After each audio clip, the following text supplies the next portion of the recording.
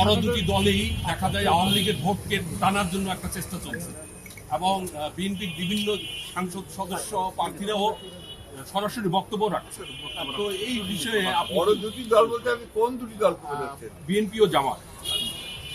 আমরা তো যাদের দেখেছি বড় দুটি দল বলতে এটা বোঝানো হতো যে আওয়ামী লীগ, যেটা এখন আপনার হয়ে গেছে, নিষিদ্ধ হয়েছে।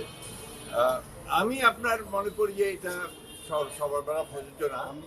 আমরা জনগণের কাছে যাচ্ছি, পরীক্ষিত রাজনৈতিক দল বিএনপি। আপনার এই দেশে যা কিছু ভালো সব কিছু কিন্তু বিএনপি অর্জন, এবং যে সংস্কার আপনার একদলীয় গণতন্ত্র থেকে বহুদলীয় গণতন্ত্রে আসা, আপনার প্রেসিডেন্সিয়াল ফর্ম থেকে পার্লামেন্টারি ফর্মে আসা, মুক্ত আপনার সংবাদ পত্রের স্বাধীনতাকে নিশ্চিত করা, বিচার বিভাগের স্বাধীনতাকে নিশ্চিত করা, সবই বিএনপি করেছে, অতীতে করেছে।